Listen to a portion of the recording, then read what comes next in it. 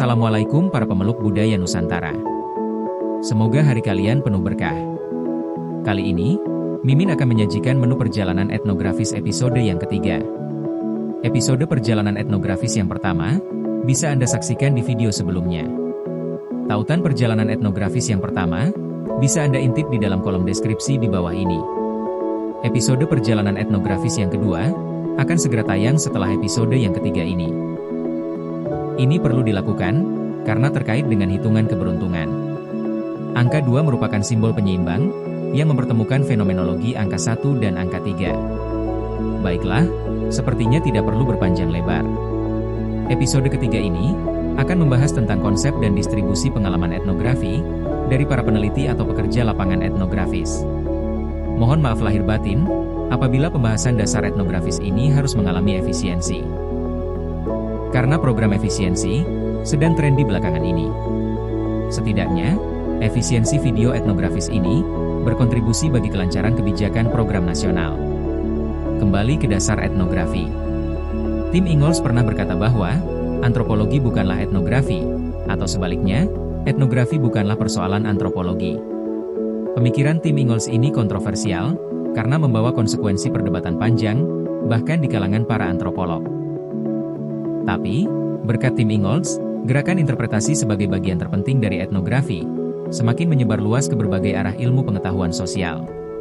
Brian Roberts mengatakan bahwa, etnografi merupakan metode mendalami deviasi atau anomali budaya di dalam kehidupan masyarakat. Contohnya begini. Jika suatu masyarakat di suatu lokasi biasa menganggap suatu luka itu berharga, maka disitulah etnografi punya peran untuk mendalaminya. Untuk mendalami betapa berharganya luka itu, maka dibutuhkan suatu pemahaman empatik.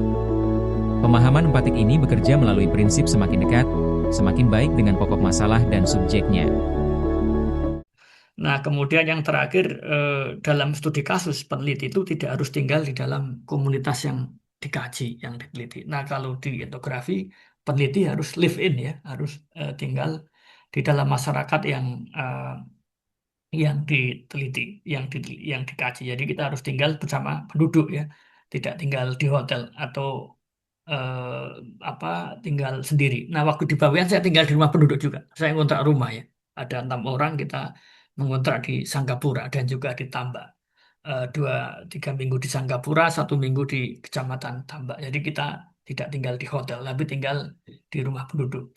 Nah, kemudian inti dari etnografi itu, dari penelitian kualitatif sebenarnya tidak hanya etnografi, itu adalah raport ya. Raport itu penerimaan dari informan, itu yang sangat penting. Kadang-kadang karena informan ini kan dianggap sebagai teman ya, sebagai interlokutor, sebagai subjek. Jadi kita juga harus belajar dengan orang yang kita teliti, orang yang kita teliti juga belajar dengan kita. Jadi antara peneliti dan yang diteliti itu sejajar, saling belajar. Dan ini kan karena yang ingin dituju, tujuan dari penelitian etnografi ini kan atau kualitatif ini untuk mencari kedalaman ya, informasi yang fenomena yang mendalam. Nah, kemudian bagaimana itu akan dianalisis? Nah, biasanya kalau kalau ini beda anak muda dan orang tua. Kalau saya ini mungkin tengah-tengah ya, saya dan Mas Abdi ini. Kalau dulu dosen-dosen saya di Belanda itu mengajarkan kalau riset etnografi itu kita apa membawa catatan ya, mungkin buku notas kecil, kemudian membawa ballpoint. Kemudian kita mencatat ya setiap hari apa yang kita dengar, apa yang kita lihat, apa yang kita saksikan ya dalam kehidupan sehari-hari. eh, Termasuk kita bertemu orang, kita datang ke Pak Kiai, ke Pak Kepala Desa, ketemu di pasar ya kita catat ya. Jadi observasi, catatan observasi itu yang utama. Kemudian yang kedua bisa juga kita melakukan wawancara. Nah, biasanya kalau membawa baju itu saya yang ada sakunya, biar ada notes sama bolpen ada itu, itu lebih praktis ya. Jadi, nah kalau anak sekarang itu tidak membawa bolpen dan buku, tapi membawa HP ya. Jadi kadang-kadang mereka interview itu direkam ya, kemudian nanti ditranslate memakai aplikasi. Atau anak-anak sekarang itu kadang-kadang menulis di HP itu saya tidak bisa itu. Itu orang menulis di HP. Ini matanya kan nggak bisa lihat, kecil sekali ya. Kalau saya biasanya saya tulis pakai tulisan tangan, kemudian malam harinya saya ketik gitu ya. Membuat catatan lapangan ya. Kemudian wawancara kita transkrip, mentranskrip rekaman wawancara. Kemudian kalau yang lain ada, kemudian kita melakukan coding terhadap catatan lapangan dan bisa juga dengan apa, dengan software, kemudian melakukan analisis tematik. Ini adalah contoh catatan lapangan ya. Jadi deskripsi kegiatan apa dan di mana, hasil observasi, bertemu siapa saja, apa yang dilihat, apa yang didengar, apa yang dirasakan semua ya. Ini kalau ini per hari saya. Kalau mau lihat contohnya, boleh saya kasih contoh ya. Field note ini. Ini catatan saya di Pulau Bawean ini. Saya gabung dengan teman-teman. Ini eh, ini jadi ini juga bisa melalui catatan lapangan ya. Ada tradisi saya mencatat tentang uh, ini tradisi pateluan misalnya. Ini seperti tradisi apa? Teluk ya, tenung ya. Tradisi di Sagelam misalnya di Bawean ini harusnya ini, tapi ini saya tidak ini ya. Ini contoh-contoh bagaimana kita membuat field note. Nah, ini saya ketemu dengan kiai, bertemu observasi dan itu pasti saya kasih tanggal ya. Misalnya gini, tanggal Rabu 15 Mei ini ketemu eh, apa kepala desa apa itu ya. Saya membuat cerita, saya bikin catatan ya. Kemudian baru kita menulis. Nah, ini cara menulis hasil penelitian kualitatif termasuk etnografi itu ada beberapa hal yang mungkin penting ya. Pertama adalah bersifat naratif ya. Jadi Bapak Ibu teman-teman apa, membiarkan data berbicara apa adanya. Biarkan data berbicara tanpa intervensi dari kita ya. Yang kedua itu Bapak Ibu teman-teman bisa membandingkan ya dengan tipe ideal, membandingkan data dengan kondisi ideal di tempat lain. Kalau mungkin membandingkan antara masyarakat, tradisi budaya orang Madura misalnya dengan kondisi ideal di tempat lain. Ya, ya tapi harus ini ya, perbandingannya juga harus hati-hati ya. Ya. Jadi membandingkan suatu data pertemuan kita dengan kondisi fenomena di tempat lain. Yang ketiga itu successive approximation, membandingkan data dengan teori atau konsep. Itu yang paling banyak digunakan ya.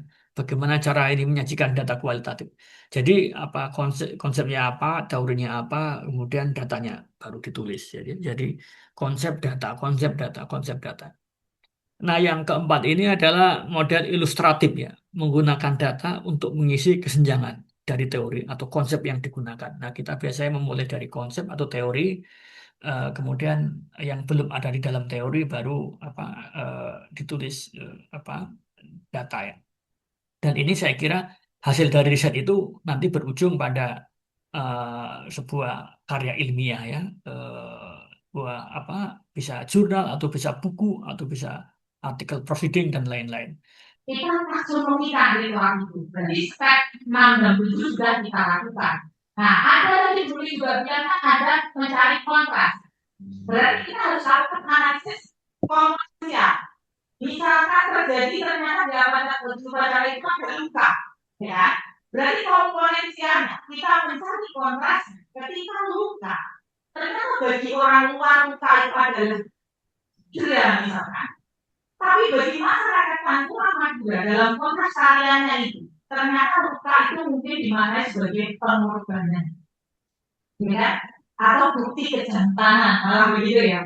Agar hujan itu segera turun. Itu kalau bicara tentang luka, kita cari misalnya, oh ada airnya yang dipakai juga untuk ritualnya. Airnya kalau kita melakukan sisi mencari konteks, kita nggak bisa hanya melihat air itu sebagai, kalau bahasa ilmiahnya ada 2O saja di situ. Tapi ternyata ada simbol berkah atau simbol berkah yang sedang dijemput melalui misalkan tetesan darah dan hanya marah menari di upacara itu. Kita tuliskan itu, kita dapatkan secara konvensional.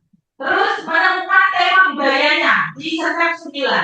Nah, di sini di tahap akhir, teman-teman akan menemukan benang merah. Kalau sudah semua, kalau tahunan, kalau yang mau lebih dalam gitu, menemukan benang merah mungkin akan ketemu sebuah tema. Ini adalah resiprositas alam dan manusia.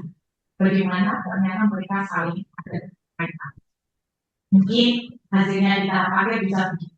Ternyata ayat Madura meyakini bahwa jika alam yang dia timbulkan dengan kata keras dengan kemaraunya, musim kemarau terjadi di ritualnya, maka manusia itu harus merespon dengan kekerasan simbolis dengan kalian yang harus pakai rotan atau pakai cambuk tadi agar keseimbangan alam kembali pulih. Tapi untuk menjustifikasi sampai ke sisi tema budaya, ada sebuah perjalanan yang panjang sebagai itu. Seperti itu.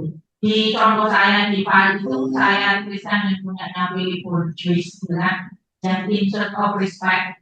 Beliau 5 tahun menulis buku ini, melakukan riset etnografi, di dalamnya dulu belajar dari belajar lingkungan masyarakat miskin di New York. Jadi teman-teman bisa search atau baca lebih dalam sendiri. Dan juga ada Willy Bourdieu, seorang antropolog yang bisa bertahun-tahun sebenarnya mau melihat Jawa, Bali, dan Sumatera. Dia juga ada sebagai perjalanan etnografi. Oke, sebagai penghujung, ternyata etnografi adalah lubang jarum tempat benang-benang imajinasi harus melewati. Terima kasih dan berikan moderator. Nah, kebudayaan nggak bisa diangkatkan, karena itu dia harus penjelasan yang mendalam. Nah, pendekatan yang eligible adalah etnografi. Jadi kira-kira begitu ya, sederhananya. Kenapa harus etnografi? Nah, sekarang pertanyaannya, dari mana sebetulnya etnografi semula? Kok bisa dipakai oleh para antropolog dan sosiolog, bahkan sekarang juga disiplin yang lain juga banyak menggunakan etnografi. Jadi sebetulnya etnografi ini semula itu dari para antropolog yang suka dengan kebudayaan, tetapi mereka konvensional di masa itu. Jadi konvensional itu dia pergi ke suatu tempat, ke daerah, suku-suku yang primitif, lalu menulis tentang suku itu. Ya, lalu kemudian membuat perbandingan, kalau suku A seperti apa, suku B seperti apa. Itu dulu. Ya, jadi harus pergi ya secara langsung. Lalu dalam proses perkembangannya, etnografi bisa menyesuaikan dengan perkembangan zaman terkait dengan kemajuan di tempat lain yang kemudian melahirkan budaya. Nah, yang paling unik adalah mereka tidak bisa melepaskan kosmologinya. Orang Madura begitu kuat dengan kosmologi, percayaan terhadap kekuatan di luar kemampuan manusia. Karena itu mereka percaya dengan hitungan Jawa dan seterusnya. Nah, saya buat perbandingan antara hitungan Jawa dengan hitungan sebetulnya sama, hanya istilahnya itu berbeda. Nah, seringkali orang yang menjodohkan anaknya pakai rumus itu. Jadi misalnya kalau Mas Ardi kelahiran hari Sabtu, lalu calon pengantinnya, calon istrinya itu juga hari Sabtu, itu jauh gitu. Kenapa? Karena kalau Sabtu ketemu Sabtu itu angkanya 18. 18 itu api besar pengkal terus terus. Maknanya kira-kira begitu. Maknanya begitu. Nah, yang paling ideal yang selalu dicari itu ada di angka 13 dan 14. Karena itu dua angka ini karena saking istimewanya dalam kalender Jawa itu selalu dicantumkan yang kemudian disebut dengan hari renteng, dino renteng. Dino renteng itu maknanya adalah hari yang beruntun. Kenapa beruntun? Karena angkanya lega 13, 14. Nah, yang kalau dipilih mana yang ideal antara 13 dan 14. Kalau menurut pemahaman orang Jawa yang adalah 14. 14 itu bintang. Bintang itu menangan. Lalu karena penelitian saya tentang kekuasaan, saya berusaha mendalami Pak Jokowi. Pak Jokowi itu lacak sendiri ya. Pak Jokowi itu kelahiran Rabu Pon. Rabu itu 7, Pon itu 7. Itu tambah 7, 14. Karena itu saya ketemu dengan banyak guru spiritual. Dia mengatakan, walaupun orangnya kayak gini Pak Saya, tapi menangan dia. Coba perhatikan. Tak kita ini ya Pak, mulai dia jadi presiden sampai dia membuat keputusan penting pasti di hari Rabu Pon. Betul. Dia 2 periode berkuasa dan 8 kali, 8 atau 6 ya, membuat keputusan penting ketika reshuffle itu selalu diumumkan pada hari Rabu Pon. Karena itu dianggap dia. Seandainya ada kalender, saya ingin menunjukkan betapa istimewanya 2 angka ini, 13 dan 14. 13 itu rembulan, 14 itu adalah. Nah, karena itu kalau Anda ingin cari jodoh, perhatikan harinya. Kalau Anda ketemu hari Anda dengan dia ketemu 14, 13, lanjutkan.